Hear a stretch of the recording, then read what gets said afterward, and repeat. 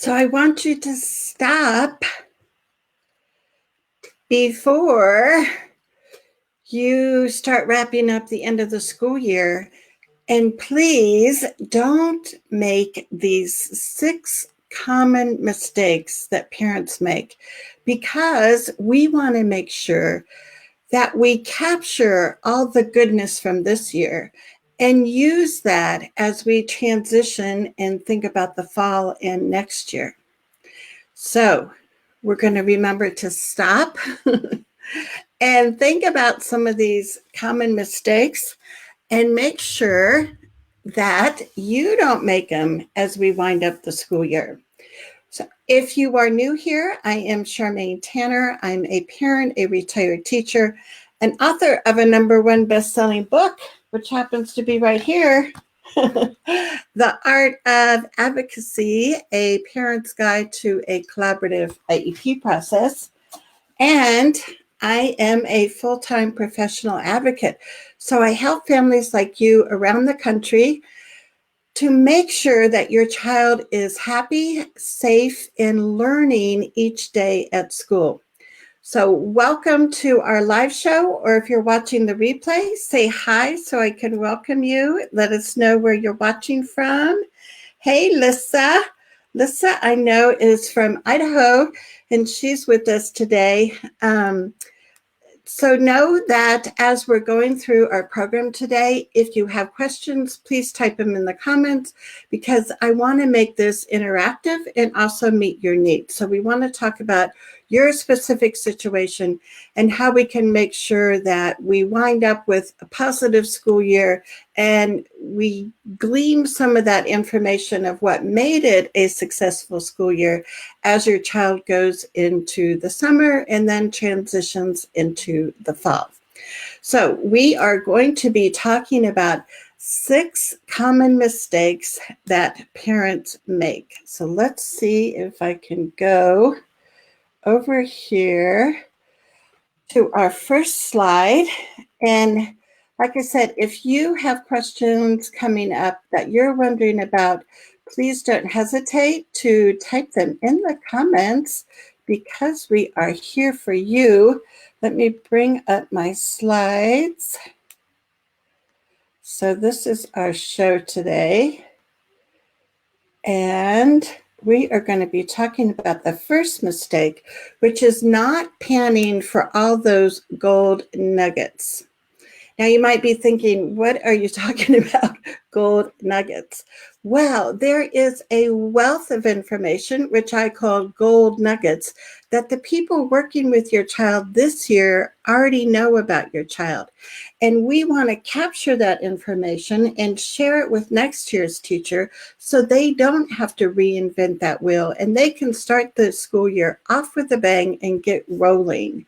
Rolling, rolling, rolling. Kelly is with us here from Fort Worth, Texas. Hey, Kelly. It's great to see you. So thanks for hopping in here with us today. So let's give some specific examples of gold nuggets that you can find. And what you want to do is you want to talk to your child's classmates. I think a lot of times we forget about the wealth of information that our kids' friends know about them, as far as what helps them at school, what doesn't work, what they've noticed that your child really likes at school. One of the ways that you can do this is to invite some friends over for a play date, or if your child is older, to go on an activity together or to hang out at your house. And you can casually bring up some conversation points about how the kids have felt about this school year, what they're looking forward to for next year, and see if you can elicit some ideas from them about what they learned about your child as a student in their classroom. You also want to touch base with teachers and paraeducators, right?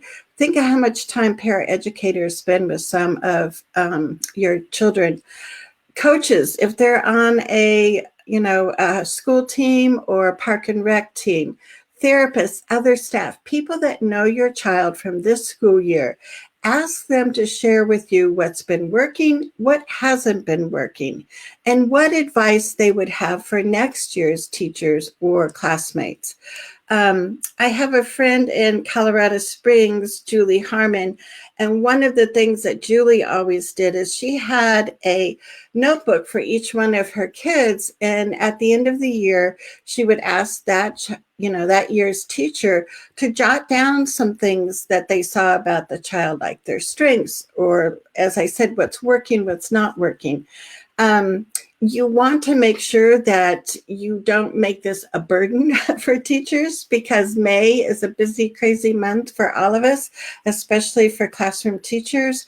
But you do want to capture some of the things that they've learned about your child so you can pass it on to next year's teachers.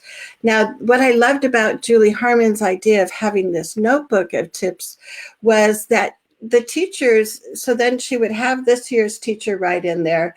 Next, in the fall, she would give the notebook to that teacher. They could not only read last year's teacher's report of what worked, what didn't work, but they could kind of scroll through and see what other teachers had said about your child.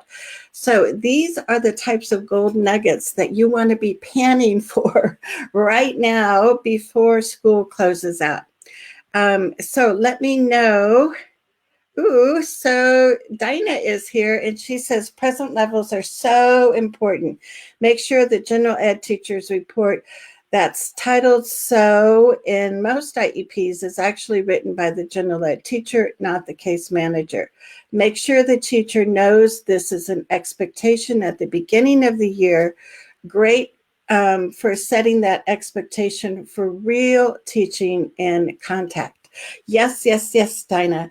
So I totally agree that those present levels are going to be the foundation for your child's IEP and for what happens in the general ed classroom, what kinds of supports they're going to be getting. But we need to start with what your child is able to do now. So the other thing to look at is your fourth quarter or end of the year progress reports. If in the past you don't have much helpful information and it's just some code of, a letter or a number that your child's making progress, talk to the teacher now and talk to them about how you need more information that's really going to be helpful for next year's teacher. So the progress report is going to be a perspective usually from the special ed teacher. Hopefully they're collaborating with the general ed teacher when they write that, but a lot of times it's mainly the special ed teacher who writes the progress report on IEP goals. But that general ed teacher, when your child has been in their classroom, they also have discovered a lot of tips and strategies about working with your child. And we want to capture those. Those are the gold nuggets that we want you to be panning for before the school year gets called a wrap for the year, right? So let's go on and let's look at another common mistake that we want you to avoid. And that's not scoping things out for next year. So what do I mean by scoping things out? I think we always have to be like this detective and trying to figure things out. One of the things that I want you to be scoping out is to talk to the grade level teacher for next year and find out things like what science and social studies units are they going to be studying? And what could you be doing this summer to find some prep materials for your son or daughter?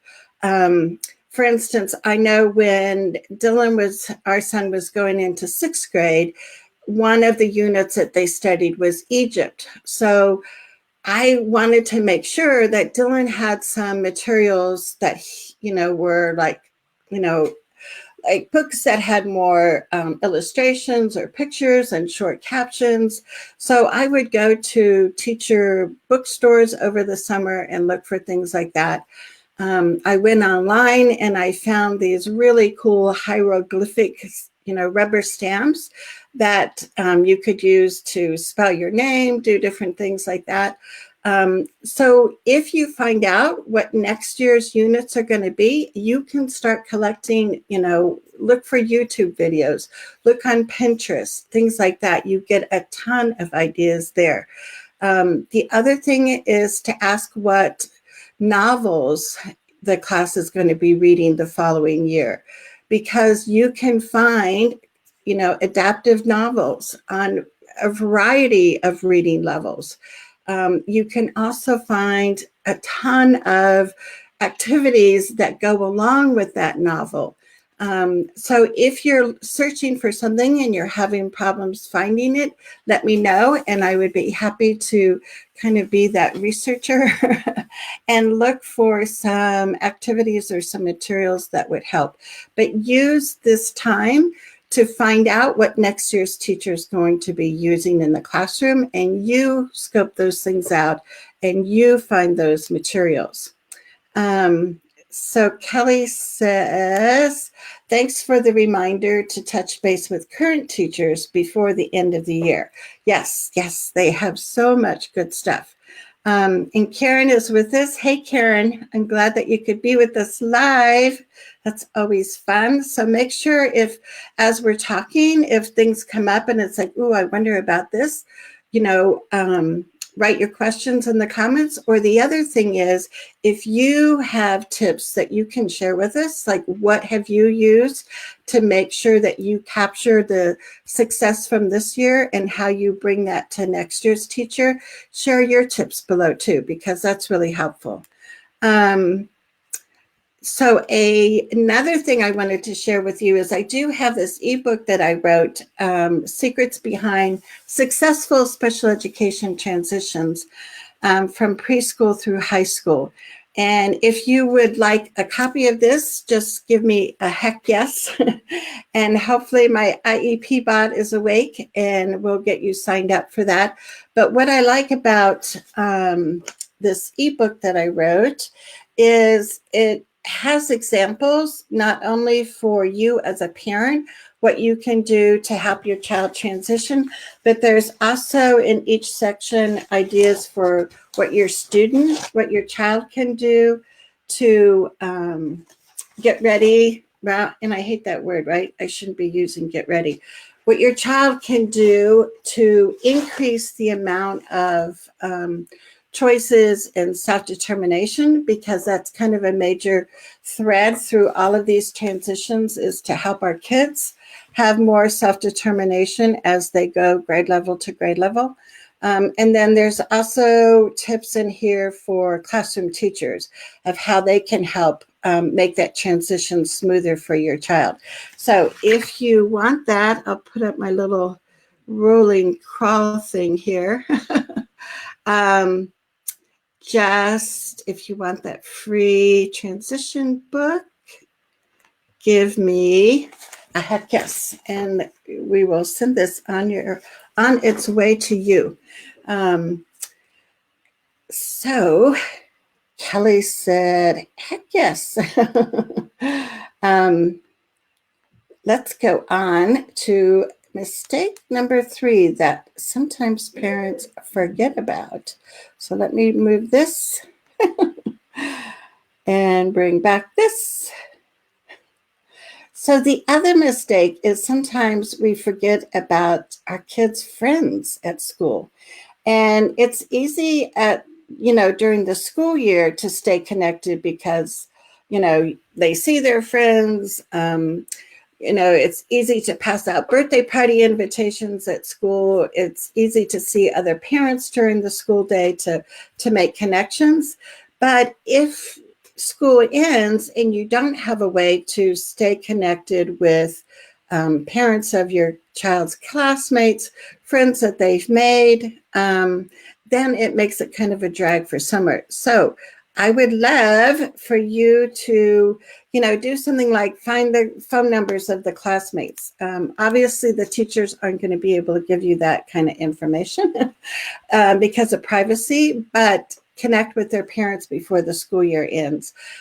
Set up a specific activity play date if your kids are younger for June. So you get something on your calendar and the other parents' calendar to make sure that your kids stay connected over the summer.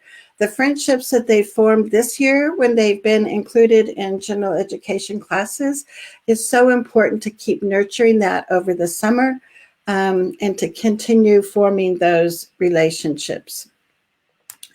Our fourth mistake that sometimes we forget about is not having accommodations in place for year-end activities.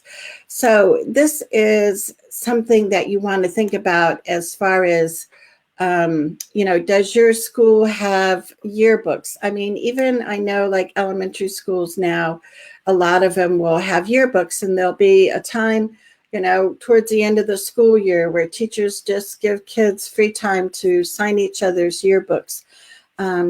If your child isn't, able to, do paper pencil kind of writing in somebody's yearbook, you want to think about alternative ways that they can still write or still have a message in their friend's yearbook. So a friend of mine, Lisa, had this great idea. Her son has cerebral palsy, and what she did is she took labels like, you can have like those Avery address labels, but they come in different sizes. So she took labels and she asked her son what kinds of messages that he wanted to write to different friends. So she could type on the label, have his name there. If he wanted, to give his phone number, he could do that. They were all printed off. So when it came time at the end of the year to, have yearbook signing time, he had a way to peel off those labels and stick them in his friend's yearbook. So I thought that was like such a clever idea. I just loved it. And then the other thing to think about is if your school has things like, year-end field trips or year-end field day where they do lots of different activities and, egg toss or balloon toss or, different things. Think about those, talk to whoever's in charge of that end of the year field day and see what accommodations your child would need in order for them to fully participate. And this becomes one of those things that sometimes it's just like there's so much going on at the end of the year that we don't even think these things through. So that's why I wanted to share these with you today. So you can find out, if they're doing chalk art outside, is there a chalk holder that you want to send to school, or ask if the teacher has one so your child can use the chalk holder while they're drawing? If they need special seating to be on the sidewalk and supported where they're doing the chalk art. We don't want your kids to have the end of all of these end of the year fun activities be something that they're excluded from. We want to think ahead of time what we need to have in place so they can also have fun with those activities. So let me know. Kelly says, oh my God, I love the labels idea for yearbooks. Yeah, it's so cool. And I mean, you can personalize them. They can, have, specific names that are your children's friends, and that, for that person, your child wants to write a specific message. So they don't have to be all the same. They can be personalized.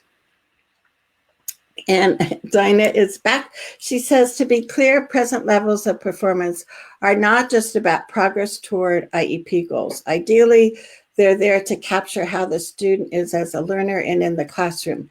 Present levels are also where we note the strengths of the students to those creatively making IEP goals strength-based and steer away from classroom management goals to skill building goals. Yeah.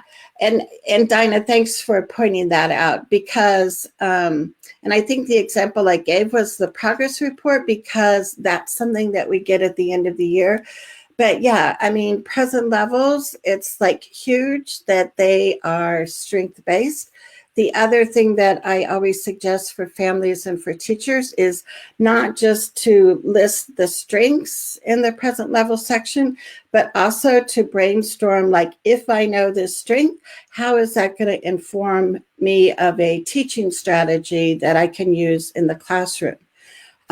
So if you're interested, I do have a handout about strengths and strategies of how to help teachers connect, that we're not just listing strengths to fill in this box, but the real purpose is to help us know if your child excels at karate.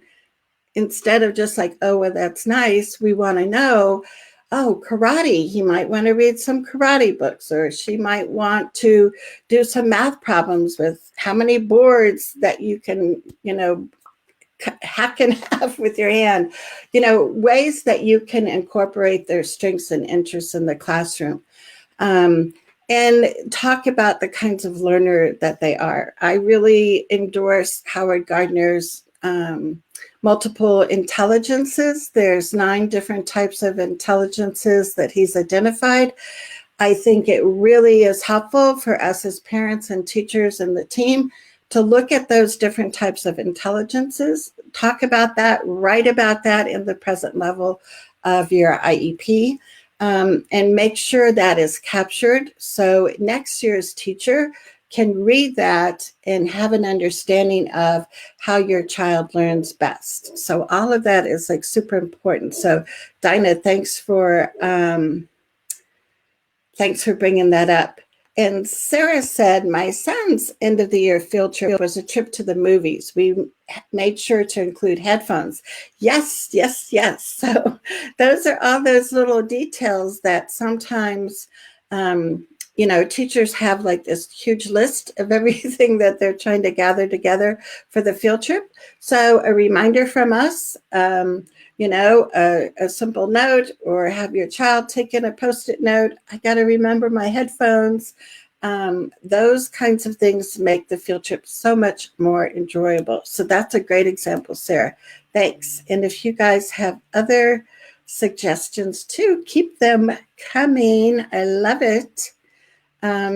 So let's go back and look at another mistake, is not asking about next year's teacher. And I know some schools won't have teacher assignments made yet, but it's still important, I think, to bring it up.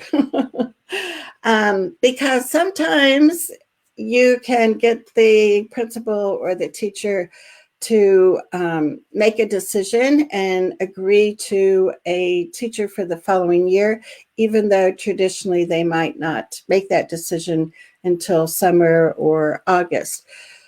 But it really is so helpful if you can also have input into who that teacher is going to be.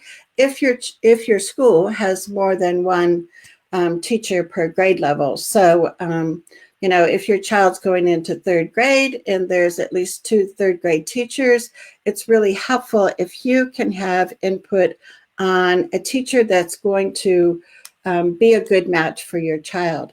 A lot of principals will push back when parents talk about, which teacher can my child have for next year. They like to see that as a decision that they make. But it can be really helpful for you to talk to the general ed teacher that your child had this year.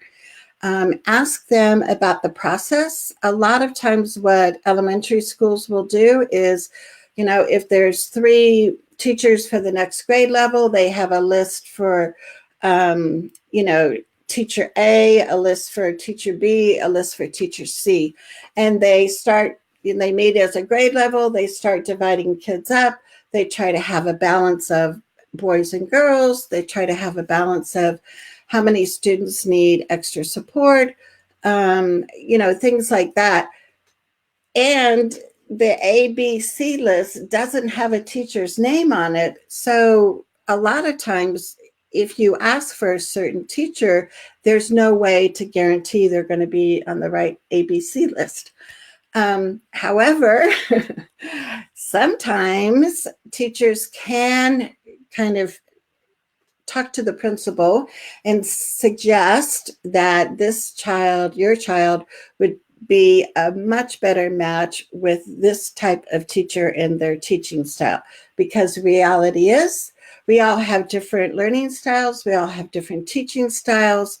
And if your child is one that needs, to be allowed to move around the classroom when they're learning, or, if your child is a type of learner that needs a teacher that really is experienced with universal design for learning, you want to make sure that your kid gets in that class. So sometimes having the current teacher talk to the principal on your behalf is a way that you can do that. It depends on the relationship that you have with the principal, with the teachers, but I would try to figure out a way to kind of finesse and have a specific teacher in mind for your child. So let me know if you've ever made a specific request for a teacher, if it was granted, what the process that you had to go through. Sometimes that comes up in an IEP meeting, and we'll talk about spring meetings here in a minute. And here we are. Number 6, a common mistake that I see happen is that there's no spring transition meeting. And we want to make sure, again, that we have a formal way to come together for the people that worked with your child this year, and for them to relay information to next year's staff. And that's why you want to be able to identify the teacher early, even though that might not be the school's practice, so next year's teacher can be invited to that transition meeting also. So let me know in the comments, do you guys usually have spring transition meetings, with next year's teacher? I know it's really common for students leaving elementary school and going to middle school that they'll have a transition meeting and they'll bring some middle school staff over. Or for middle school students, going to high school, a lot of times they'll have that spring transition meeting. But I think even for elementary kids, like somebody going from first grade to second grade, it's really helpful to have that time where first grade, second grade staff get together and the parent, and you actually talk about some things that you want to have in place, because there's a variety of things that you want to make sure happen before the first day of school. So in your spring transition meeting, some of the things that you can talk about is, transportation. And it doesn't mean, just special transportation, but it could be regular transportation. What is the bus route? What time would your child be picked up? If they're going to be added to transportation, to make sure that that happens in the spring and it doesn't get forgotten about. And then all of a sudden in the fall comes and people are running around trying to make it happen. Assistive technology devices. If your child currently uses some kind of assistive technology, make sure that that device or equipment gets transferred to the next teacher. Again, we don't want things kind of falling between the cracks and your child starting the school year without all the supports that they need. The other thing is to, again, talk about, what's been working and what hasn't been working. So the next year's teacher gets that information in a formalized meeting versus just kind of catch you as you can conversations in the hallway. As much as we can formalize it, put it in writing, that is a document then that can be part of your child's records and can really help with making that transition smoother for the next year. So, Dinah, no, I completely, she says, sorry, I'm not trying to hijack, honest. No, I love you. I love you and I love your comments. Because I think totally, we always need to have that kind of in our forefront brain about, the importance of present levels. So you just keep on talking because I love your comments. Lissa says, this is good advice.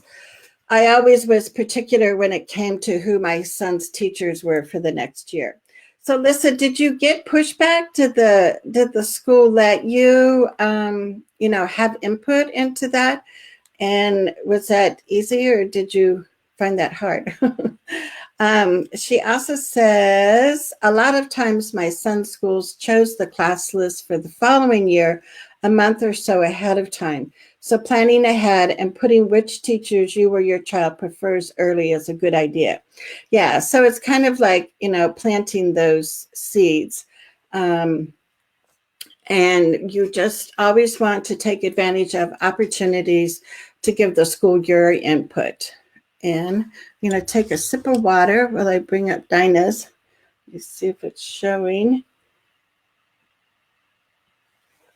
So Dinah says, in our rapidly growing district, staffing decisions don't come together until the week before school start.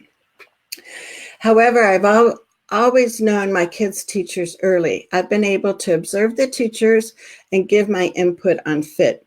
The principal recognizes the importance of getting the right fit and also finding a teacher who honestly wants to teach someone with an extensive IEP. Yeah, and I think that's awesome because if you are new to the district or new to the building, sometimes you don't know like who the other teachers are, right? So if you're able to, take some time off of work and go in and observe, for instance, the, third grade teachers for next year, that gives you a flavor for what that teacher's personality is like. Just looking around their room, even if you don't observe when class is going on, you can see, do they have, activities and, a lot of, classroom materials that kids can use? Are the desks in a straight row and everyone's looking at the whiteboard? And everybody has the same book and everybody's expected to do the very same assignment. That's probably not going to be a good match if your child learns differently, right? So observing teachers is an excellent tip. The other thing that you can do is if you're new in the district and you don't know what the other teachers are like, you can talk to other parents. Now, of course, like anytime you get a recommendation from anybody or a criticism, you need to take that with a grain of salt and see if that's actually going to be what would happen with your child. But I think other parents and kind of talking with them and saying, what was it like? How much homework was there? Was there flexibility in the products or the activities that your child could do? Asking those kinds of questions, you're going to get some great information that can be really helpful of you trying to get a feel for who would be a good match for your child.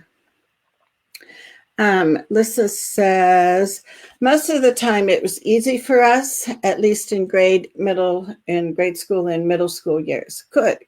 And I think, Dinah brought up the point that the principals know that getting it right is going to be very important. And it's going to decrease headaches as they come along in the fall if the principal insists on making that as a unilateral decision instead of getting parent and teacher input. So I think, again, if you have a relationship with the principal, that really makes a huge difference. And that's why I say the 3 R's for advocacy are relationships, relationships, relationships. Because when you have allies in the building, you can navigate some of that policy and practice a lot easier, and your child is going to be happier. And we know that they'll be learning more when they're in a classroom with a good match, right? So thanks. Keep your comments and tips coming. I love it. So those are the 6 common mistakes. The other mistake is your bonus mistake here is not getting a copy of my ebook about transitions. And I put like special education transitions because that's like the audience that, I attract as far as parents with kids on IEPs. The truth is, any of these transition tips in this ebook would work for all of your kids. So it's not just your child, with an IEP that these transition activities would help. It would help any child. The other thing to think about is using person-centered processes. I know when our son Dylan was going from 5th grade to middle school, at the end of 5th grade year, we had a MAPS, which is a person-centered process, and we invited classmates. We invited the middle school staff as observers because they didn't really know Dylan. But the kids and his classmates, they were the ones that really kind of had the most input in the meeting. I really encourage you to not only for IEP meetings, but other kinds of brainstorming meetings, is to always have other students involved because you will get such wonderful ideas from them. As a facilitator of person-centered planning meetings, one of my cardinal rules is that there's at least the same amount of students in the meeting as there are adults. And that creates this whole different balance in tone for meetings. And you can do that for IEP meetings too. We have invited, when Dylan was in school, invited friends of his to come to the IEP meeting, his brothers and sisters. So always using other kids as a resource for information is really helpful. So that's why if you can capture some of that before school ends, or make plans for your child to stay connected with his classmates throughout the summer, and you're going to pick up little things that that can be really helpful. So what else have you guys thought of? Lissa says, yes, Dinah, I've had the same experience. I was a parent volunteer in my son's classroom and in the school, so I had insightful view to the teachers, their teaching style in classrooms. Yeah, I mean, that's awesome. And that firsthand experience is like the best that you're going to get. That's kind of the gold standard of really knowing what's actually going on at school, right? So taking that time, even if, you use a couple hours of a sick day or something from your work, so you can go and observe, that can be like so useful. And Karen says, I feel like I'm at King's Landing with all my spies just to get information about teachers and their methods.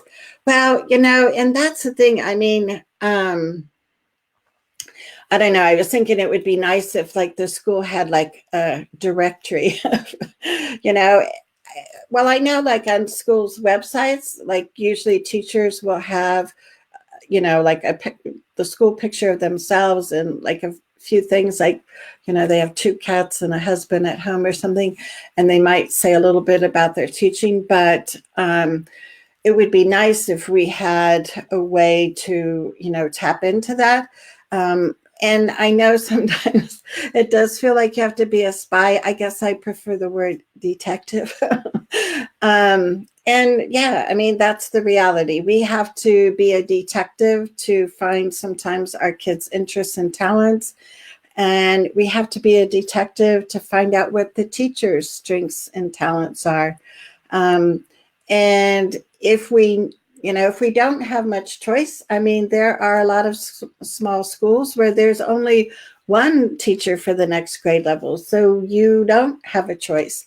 In that case, you really want to look at writing staff training into the IEP, because IEPs are not just for your child, but they also are there to provide supports and training for any of the staff that work with your child. That can be bus drivers, paraeducators, teachers, cafeteria workers, especially if your child has some medical conditions and you want to make sure they're not choking. People working in the cafeteria might need that training.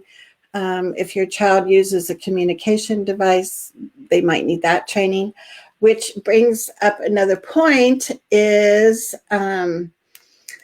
if your child does use some kind of assistive technology that is a little bit more involved, and next year's teacher has never used that, and it's I don't even know what to do, that's something else that you could talk about at your spring transition meeting and amend the IEP so there is staff training in there for using that communication device, or whatever it is. If it's a power wheelchair and the teacher needs to learn how to be able to help the student with that. The suggestion that I have for staff training is that you're really specific, because if you just write staff training for using the Dynavox, it might be a handout that they print off from the publisher and they give it to the teacher, and that's considered their staff training.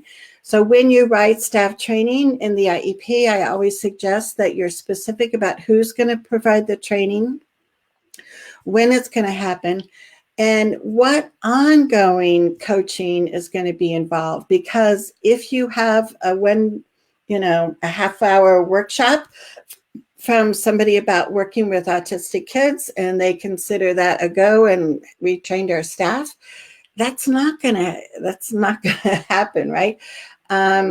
So you want to talk about the initial training, but you also want written in the IEP the follow-up coaching and the ongoing support that the teacher is going to get for working with an autistic kid, for using a communication device, for using a power chair, whatever it is, whatever specific thing that your child uses. If next year's teacher doesn't know how to use it, this spring before school is out is when you want to amend the IEP and get that in there.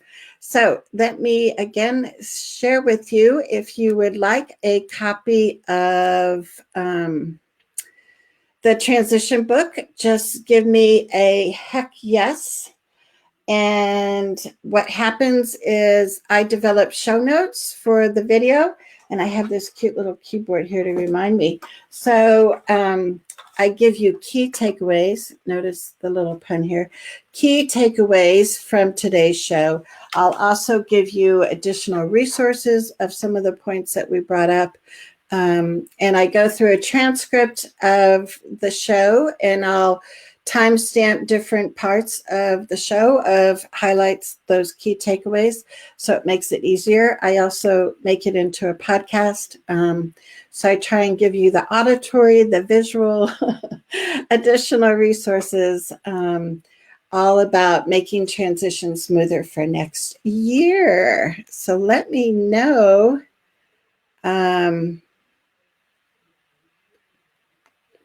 So Dinah, I'm not sure if I know which point you're talking about. She said, although I realize that's a huge privilege to be able to do that, but do what you have to do. And I think maybe you're talking, Dinah, about being able to volunteer or observe in the classroom. Yeah. And that is something that, not all parents have the opportunity to do. And so then the workarounds are talk to other parents. The workaround is, check out the teacher's, little bio on the school website. Do your detective work to see if that would be a good fit for your child. So let's see. Sarah has an idea. She says, one great idea that the team had last year was to have her son, Eli, visit his new teacher's classroom for the last week or two of school. It not only got him acquainted with the teacher, but the classroom setting, etc. It was a huge help that the administration had already chosen a well-matched teacher for him a few weeks before the school year ended. Yes, yes, yes. I love, love, love that. And that's those are some tips too in my transition ebook. As far as that's like excellent for the child to actually be able to go in the classroom and kind of see the layout and get a feel for it. Sometimes parents will take a camera and take, pictures or video of the teacher. If your child is older, that's something that they can do. They can take your cell phone and go through the school, especially if it's going to be a whole new school building. Take pictures of, the library, the cafeteria. I know for kindergartners, a lot of times the last few days of school, they'll, if they're used to just, eating in their classroom or attending only a half a day for kindergarten, they'll have a time at the end of the year where they eat lunch with first graders. So they get a feel for what that cafeteria is like. So for a lot of kids, one time in the cafeteria is enough. It's like, okay, I kind of figured this out. For other kids, they're going to need more of that. So your child, what's going to help. The other thing that you can do is spend some time in August at the school. Usually, a lot of times June and July, the custodians are like, taking out every desk, every chair, cleaning everything. So it's not the best time to go visit the school. But in August, a lot of schools start in August. So classrooms have to be put back together and things like that. So contacting the principal before school starts, being able to take a school tour again and say, oh, yes, you remember this is where you'll be for art class. Things like that can be really helpful for your child. And like I said, as much as possible, if you can allow them to take the pictures or kind of make the decisions of what they want to do for that transition time, that can really be helpful because they feel or they are more empowered and have the choices about, this is how we're going to do it. But even having a picture of next year's teacher can be really helpful. You can, talk about that person throughout the summer. So it's a familiar face, it's a familiar person. Some teachers are willing to make home visits over the summer or send your kid a postcard during the summer. Anything that you can help start developing those relationships makes it easier and a smoother transition for the fall. And let's see. Lisa, I'm sorry. This question is unique to my situation, but is there an easy way to undo a horribly written IEP at the start of the school year with a new school, Charmaine? Yeah, I'm not sure easy might be the adjective, but for sure, Lissa. And Lissa is in our parent advocate trailblazer group. So Lissa, if you can come on tonight, we have that Q&A session tonight for our members, and we can even go into more detail. But I'm sure other parents would have this similar situation where it's like your child's coming from a different school, a different district, maybe even a different state, and the IEP they have like stinks, right? And it's like, I don't want to, start the school year off with this IEP. So what you can do is look at the school calendar and see when their first day of school is. And then usually on the school calendar, it will also show days that teachers are there for like teacher prep and meetings. Those could be days where you request to have an IEP meeting before, the first day of school. IEPs have to be in place in the fall. And if you have a really horrible IEP, that's not how you want to start the school year. So as much as possible, you can either talk to staff now and see about scheduling an IEP meeting in May or June if your school is still in session in June, and get the IEP rewritten. My guess is, Lisa, that your son's IEP probably needs more than just amendments. And so you can try and do that in the spring, or if not, for sure before school starts in August. So Karen says, interesting. I never heard of asking for an IEP meeting during teacher work days. And why? I wonder why. How many teachers want to volunteer to give up those precious days, right? But that can happen. And so, yeah, I mean, it's not something that normally happens, but that's okay. I mean, right? We have to kind of individualize a lot of different things for our kiddos. Um, the problem is those couple work days that teachers have, a lot of that time is already scheduled with required meetings. So, usually the first day, I mean, after being a teacher for 30 years, I remember all these days. But usually the first day has like several hours for the whole district to meet, and they'll bring in a keynote speaker and get everybody in a positive mindset for the new year. So that time is already kind of taken out, right? It's already, been scheduled. Then usually teachers have building meetings, and it's the building principal, and they're going over, the new safety plan, or they're talking about, what the first day of school is going to look like, and who's going to be on the playground gathering kids, and, or high school, who's going to be in the school parking lot. I mean, there's all these nitty gritty details for a teacher meeting. So some of that time is going to be blocked out for teacher building meeting. And then teachers like to have time to be in their classroom getting it situated. Teachers like to have time to talk to their teammates. So there's very little time for teacher workdays to schedule an IEP meeting.